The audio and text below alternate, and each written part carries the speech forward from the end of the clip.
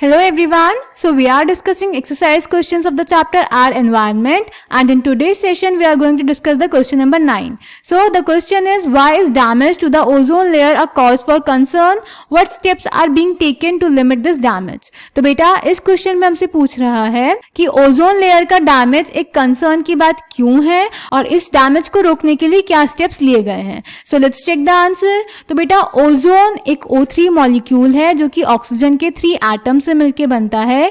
ये highly poisonous होता है, पर बेटा एटमॉस्फेयर के हायर लेवल्स पे ये एक लेयर बनाता है जिसको हम ओजोन लेयर बोलते हैं, जो कि अर्थ को सन की हार्मफुल अल्ट्रावायलेट रेडिएशन से शील्ड करता है, प्रोटेक्ट करता है, जो कि ऑर्गेनिजम्स के लिए हाईली डैमेजिंग हो सकती हैं. फॉर एग्जांपल ह्यूमंस में ये स्किन कैंसर कॉज करती हैं.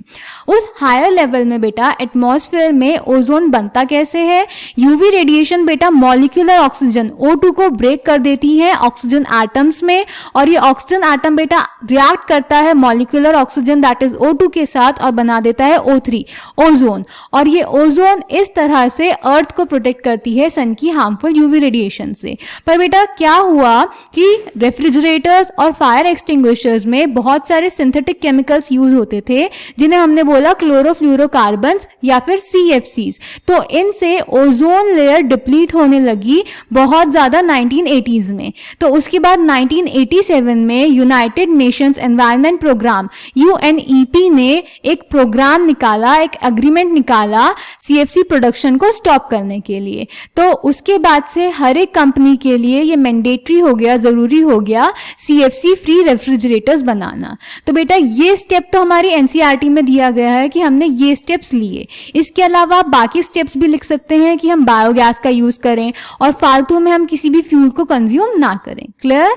So answer number 9 is ozone, that is O3 is a molecule formed by 3 atoms of oxygen. Ozone is a deadly poison. However, at the higher levels of the atmosphere, ozone performs an essential function. It shields the surface of the earth from ultraviolet, that is UV radiation from the sun. This radiation is highly damaging to organisms. For example, it is known to cause skin cancer in human beings. तो बेटा ozone layer अर्थ को harmful UV radiation से protect करती है. Ozone at the higher levels of the atmosphere is a product of UV radiation acting on oxygen, that is O2 molecule. The higher energy UV radiations split apart some molecular oxygen, that is O2, into free oxygen atoms. These atoms then combine with the molecular oxygen to form ozone as shown. तो UV radiation oxygen को split कर देती है oxygen atom में, जो कि molecular oxygen से react करके O3 बना देता है. देन बेटा the amount of ozone in the atmosphere began to drop sharply in the 1980s. Atmosphere में ओजोन का अमाउंट 1980s में डिक्रीज होना शुरू हो गया था. This decrease has been linked to synthetic chemicals like chlorofluorocarbons that is CFCs which are used as refrigerants and in fire extinguisher. और ये किसकी वजह से हुआ? क्लोरोफ्लोरोकार्बन्स के यूज की वजह से.